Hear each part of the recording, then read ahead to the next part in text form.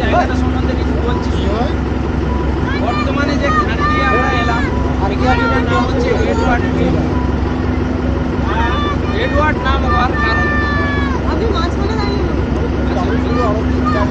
কিছু বছর আগে যখন আমাদের এইসব অঞ্চলে লর্ড সাহেবরা শাসন চালাতো, যেই অঞ্চলে যে লর্ড সাহেব শাসন করছেন সেই লর্ড সাহেবের নাম অনুসারে যেমন হেনরি আইল্যান্ড, হেনরি সাহেব ছিলেন বলে কিন্তু হেনরি আইল্যান্ড, ফ্রেজারগঞ্জ ফ্রেজার সাহেব ছিলেন বলে ফ্রেজারগঞ্জ। সেই একইভাবে এখানে এডওয়ার্ড সাহেব এই অঞ্চলের উপরে শাসন চালাতেন বলে এই জায়গাটার নাম হচ্ছে, এই খানিটার নাম হচ্ছে এডওয়ার্ড ক্রিক। ক্রিক শব্দের অর্থ হচ্ছে খানি। বাঁদিকে যে সি বিচটা দেখতে পাচ্ছেন, এই সি বিচটাই হচ্ছে ফ্রেজারগঞ্জ কার্গিল সি বিচ। এটাই হচ্ছে ফ্রেজারগঞ্জ কার্গিল সি বিচ। বর্তমানে এই শীতকালে 4 মাস এখানে 3 মাসে কার্বনটা হয়। ডান দিকে যে ম্যানগ্রোভ করা বিশাল একটা দ্বীপ দেখতে পাচ্ছেন, এই দ্বীপটার নাম হচ্ছে পাতিবুনিয়া দ্বীপ। বর্তমানে মৌসুমী আইল্যান্ড যেতে গেলে পাতিবুনিয়া আইল্যান্ডের উপরে যেতে হবে। জম্বু দ্বীপে কেন ওঠানামা বন্ধ, ওখানে কেন এখন ব্যবসা বাণিজ্য কায় কারবার এগুলো হয় না, ওখানে গিয়েই আপনাদেরকে বলবো। বাকি এই জায়গার সম্বন্ধে যদি আপনাদের জিজ্ঞাসা করে থাকে জিজ্ঞাসা করতে পারেন।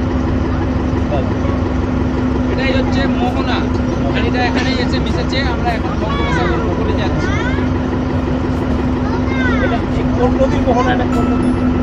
এটা জাস্ট একটা খাঁড়ি, খাঁড়িটার নাম হচ্ছে এডওয়ার্ড ক্রিক। এই খাঁড়িটা আছে এখানে বঙ্গোপসাগরের সাথে মিশেছে। বাকি 50 থেকে 60 জন যখন আসবে, প্রত্যেকবারে একজন বা দুজনের ক্ষেত্রে কিন্তু সবাইকে ট্যাকেল করা সম্ভব না। কারণ কিছু মানুষ নেমে রয়ে যেত, আবার কিছু মানুষ আপনাদের মতো যারা টুরিস্ট উঠে যেত, ওদেরকে আবার আমাদেরকে খুঁজে নিয়ে রিটার্ন করত।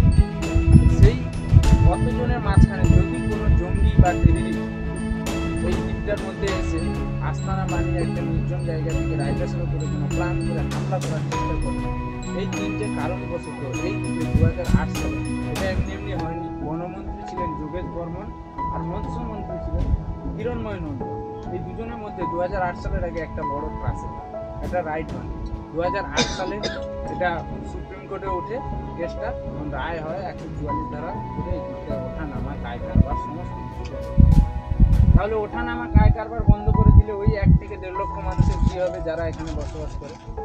তো ওদেরকে, ওরা সবাই কিন্তু আদিবাসী সম্প্রদায়, এখানকার ইন্ডিয়ান নয়, ওদেরকে যেহেতু চলে এসছে রিটার্ন তো করতে পারে। কিছু মানুষকে মৌসুমী আইল্যান্ড, কিছু মানুষকে গঙ্গাসাগর সরকারি বেসল্যান্ড জায়গার উপরে ঘর বাড়ি বানিয়ে ওদেরকে সরকার থেকে ওদেরকে একটা করে মৎস্যজীবী কার্ড দিয়েছে, যেটা দিয়ে ওরা এই দ্বীপের চারদিকে মাছ কাঁকড়া ধরতে পারবে, কিন্তু এই দ্বীপে নেমে পুনরায় বসবাস করতে পারবে। তাহলে মাছ ধরতে যায়, কাঁকড়া ধরতে যায়। হ্যাঁ, আমার বলা হয়ে গেলে আপনি বলবেন না? অবশ্যই। তাহলে কেন ওঠানামা কায় কারবার পুরোটাই আপনাদেরকে বললাম।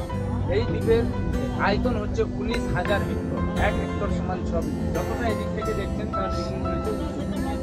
বুঝতেই পারছেন দ্বীপের মধ্যে কী কী পশু পাখি রয়েছে। বর্তমানে ওরা যে বনশুয়োরগুলো চাষ করেছিল, ওই শুয়োরগুলোকে বন্য প্রাণী হিসেবে এখানে রেখেছে। শুয়োরগুলোকে নিয়ে যেতে দেয়। ওই শুয়োরগুলোর পরিমাণ এখন প্রচুর পরিমাণে।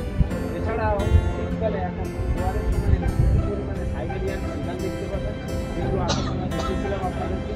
সাইবেরিয়ান সিগাল শুধুমাত্র শীতকালেই আসে, আবার গরম করলে ওরা না জানি কোথায় চলে।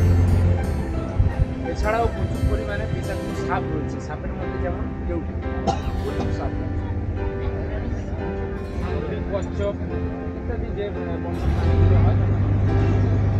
এছাড়াও